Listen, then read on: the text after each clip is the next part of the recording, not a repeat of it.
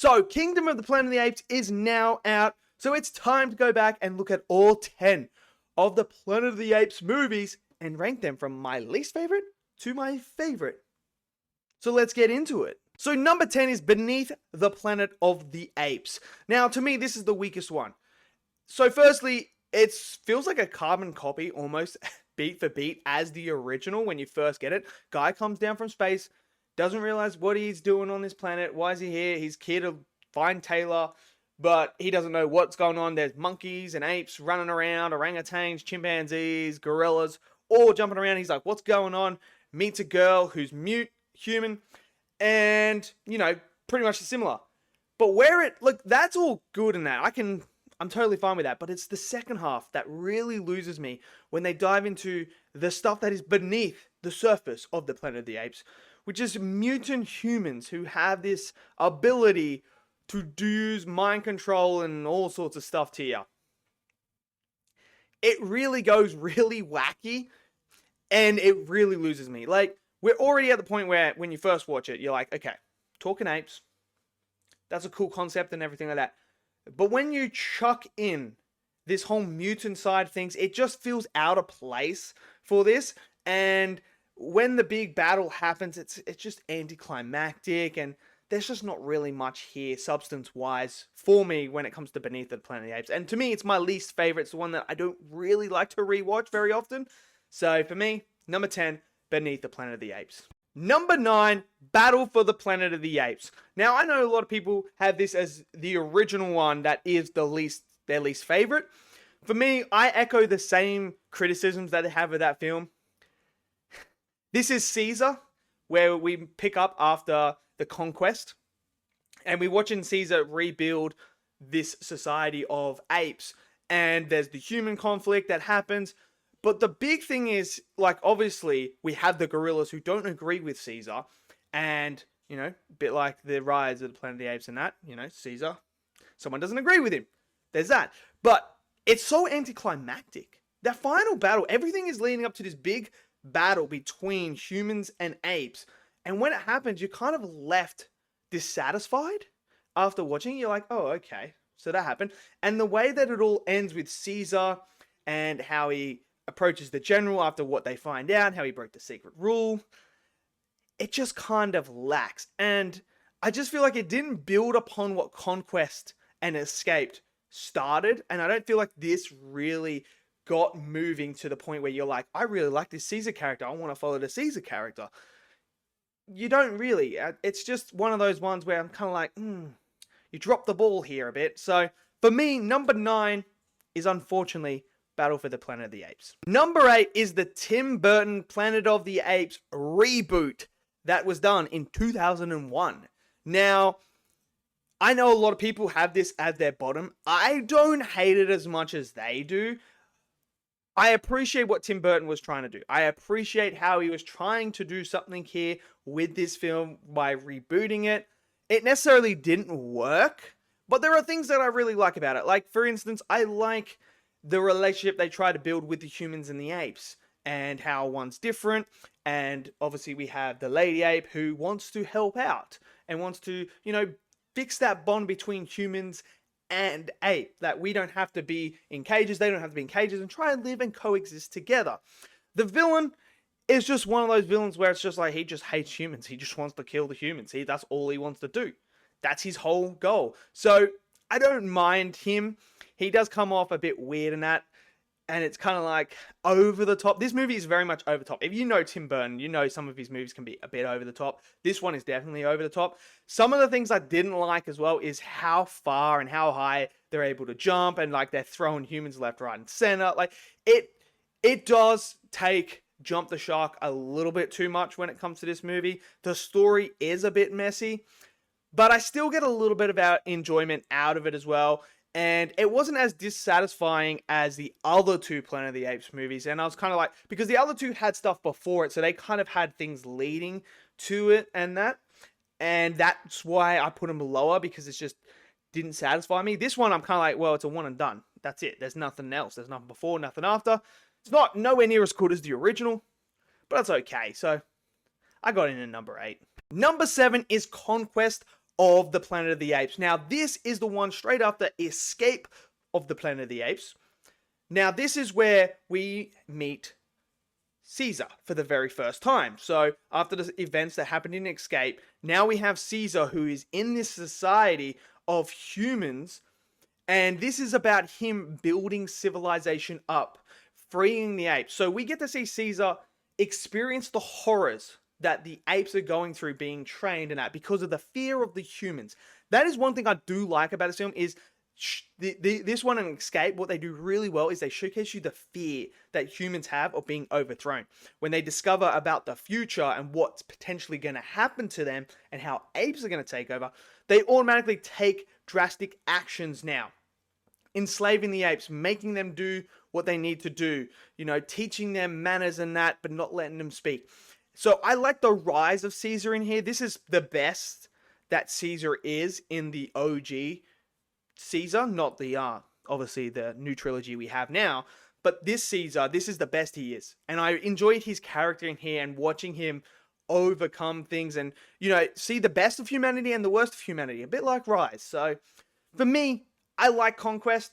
I think every movie up from here on, I really enjoy. So for me, it's at number 7. Number 6 is Escape from the Planet of the Apes. This movie, I really like this movie. And what I love about this movie is what they do is they do the reversal. So instead of having a human go to the future, to where the apes rule, they go back in time with the apes and put them in the present time at that time in society where humans run the place.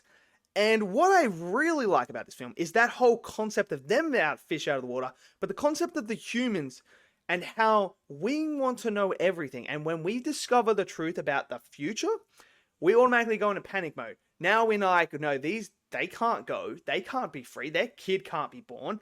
Nothing can be happen. Like, we have to destroy them. We have to stop this at all costs possible. So I really like that aspect that they were going for with Escape. I love how it transitions from these apes who can talk, who are like stunning the humans because they're like, whoa, talking apes, go from celebrities. People love them. People want to celebrate them. People want autographs, photos, all sorts of stuff with them, to now society and humans going, we need to destroy them. We need to stop them at all costs because we're going to be the ones that are ultimately going to fall out because of their existence. So I love all that stuff. And I think this was a really good continuation of the Planet of the Apes. And it really sets up Conquest in a really good way because of the twist that happens where you're like, oh, that's what happened. So for me, I enjoy Escape. I really do. And look, these movies were made back in like the early 70s and late 60s. It's pretty crazy because they still hold up today. So for me, Escape comes in at number 6. Number 5 is the original OG Planet of the Apes movie. The one that kickstarted it all. 1968. And I tell you what, it is a pretty good movie for a movie that was made back then. It still looks good. It's still great. Taylor is great. The astronaut that comes down. You know, this is the first time we get introduced to the humans understanding what is going on here on this planet where the apes are ruling.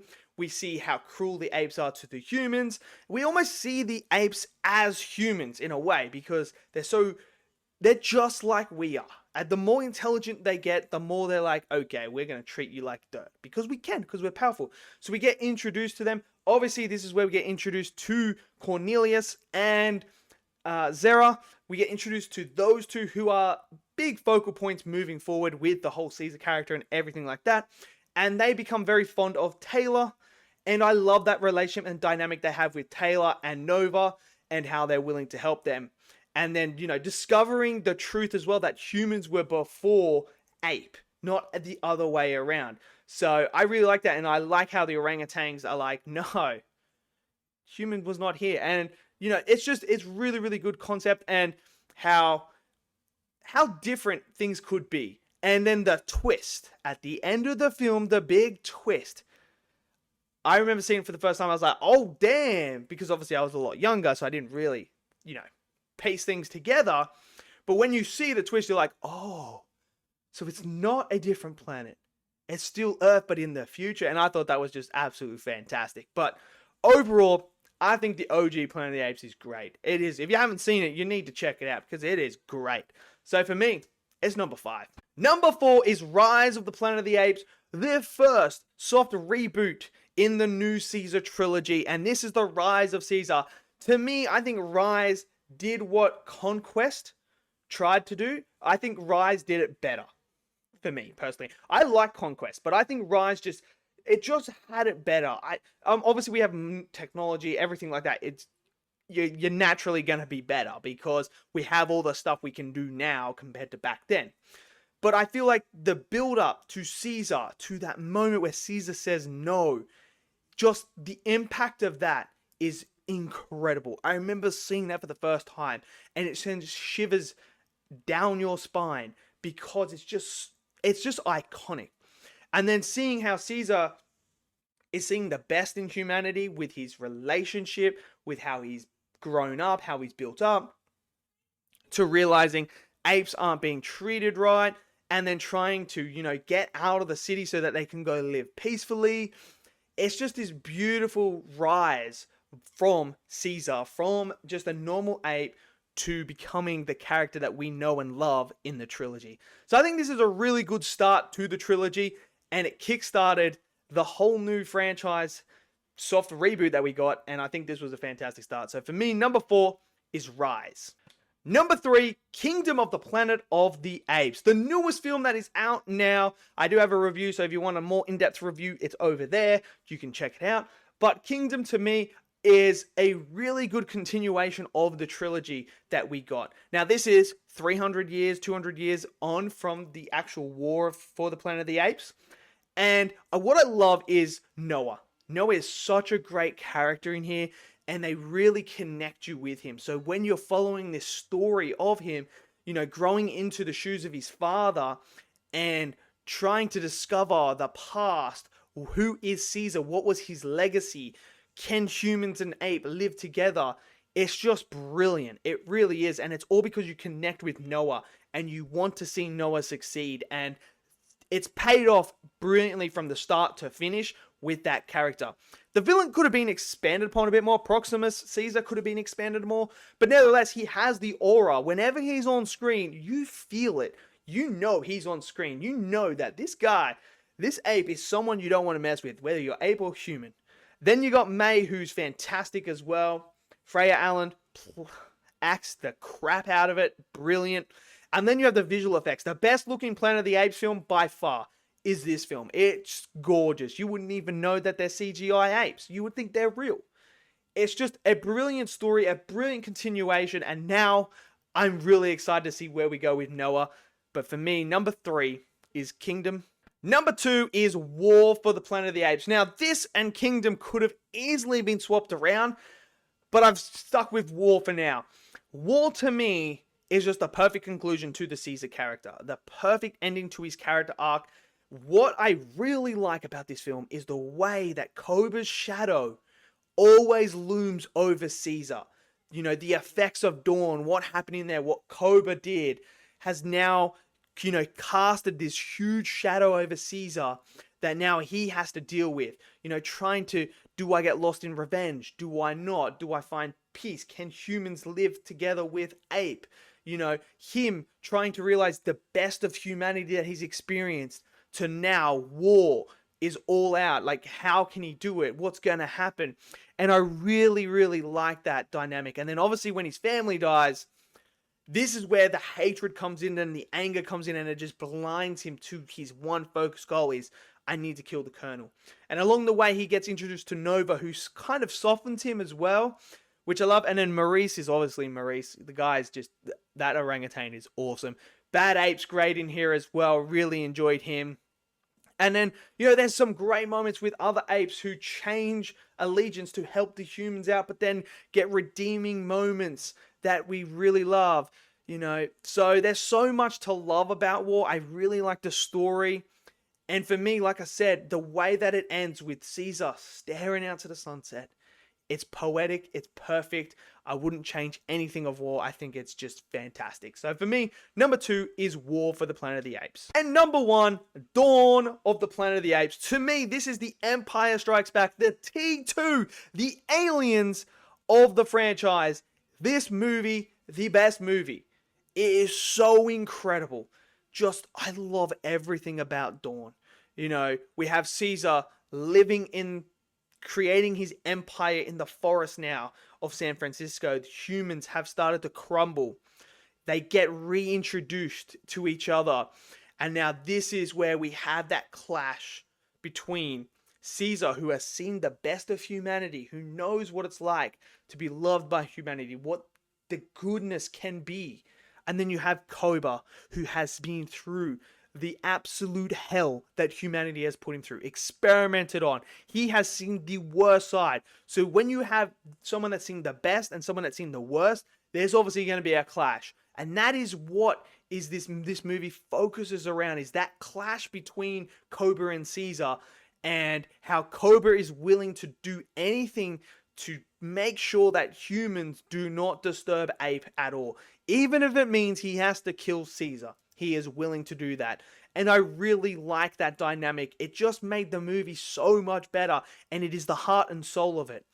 And then you have Caesar developing that relationship with the humans as well, which elevates the film. There is so many layers in this film to the Caesar character, to the Cobra character, to the human characters. Everything just comes together and just completes. And then the ending is just brilliant when Caesar says to him, "Apes started war." It's fantastic. And, you know, the effects of what Cobra does is felt in War. And that's what I love. And this is Caesar trying to overcome his biggest challenge with one of his followers who he holds dear to him, now turning on him. So it's really good. And then obviously Caesar's son is a focal point in here as well. And he has, you know, a lot to do with this as well. When he realizes that he's following Cobra, he believes Cobra's right and that Caesar's blinded, but then, you know, the roles are reversed when he finds out the truth. So Dawn to me is just spectacular. The whole trilogy itself is so underrated and needs to be spoken about so much more. But for me, number 1 is Dawn of the Planet of the Apes.